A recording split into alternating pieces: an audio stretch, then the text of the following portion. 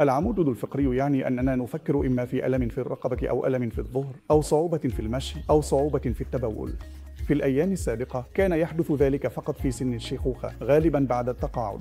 في الوقت الحاضر نحن نعالج مرضى صغار في السن بقدر 5 سنوات 10 سنوات أو الذين انضموا للتو إلى العمل، خاصة محترفي تكنولوجيا المعلومات الذين يجلسون أمام الحاسوب أو العمال الذين لا يتحركون كثيرا أو الأشخاص الكبار فيجلسن جدا. الآن متوسط العمر المتوقع قد زاد أيضا، لذلك نحن نرى مشاكل العمود الفقري لدى كبار السن بعد 80 عاما 90 عاما. لذلك في الأيام السابقة كنا نعالج بالأدوية أو الراحة في السرير لكبار السن، لكن في الوقت الحاضر هناك علاج جراحي لهم أيضا حتى يتمكنوا من أن يصبحوا مستقلين وخالين من الألم. بالنسبة للجيل الجديد الذين انضموا مؤخرا للعمل ويعملون على طاولة لفترة طويلة أمام اللابتوب أو الحاسوب المكتبي، كيف نعالجهم؟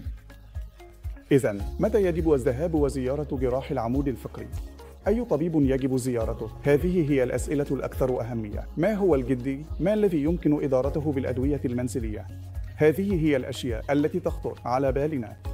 لذلك سأقترح بعض العلامات التحذيرية التي عندها يجب عليك زيارة جراح العمود الفقري أو استشاري العمود الفقري لمشاكلك، سواء كان ألم في الظهر أو ألم في الرقبة الذي يستمر ولا يخفف بالأدوية، وتشعر بخدر في اليدين أو تطور ضعف في اليدين أو القدمين وعدم القدرة على المشي، وحتى الراحة في السرير لا تقلل من ضعفك، وتجد صعوبة في التبول أو تحريك الأمعاء.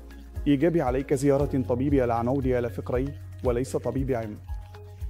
التشخيص مهم جدا في حالة مشاكل العمود الفقري، ليس فقط علاج الألم.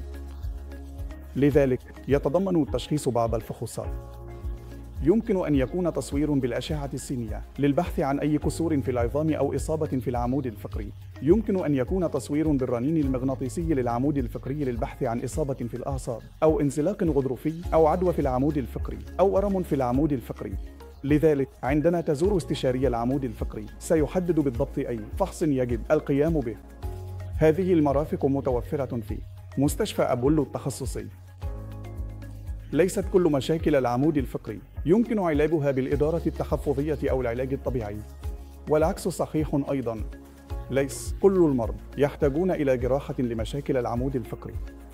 هناك اعتقاد شائع حول جراحة العمود الفقري أنه بمجرد أن تخضع لجراحة العمود الفقري فإنها تستمر في التكرار ولا يمكنك العودة إلى نمط حياتك الأصلي. التقدم في جراحة العمود الفقري مؤخراً ما رأيناه، سواء كانت جراحة العمود الفقري بالمنظار أو جراحة العمود الفقري المجهرية أو جراحة العمود الفقري عبر ثقب المفتاح بمساعدة نظام الملاحة أثناء الجراحة، قد حسنت النتائج بشكل كبير. يمكن للمريض أن يخضع للجراحة في الصباح ويمكنه المشي في المساء ويمكن إخراجه في اليوم التالي.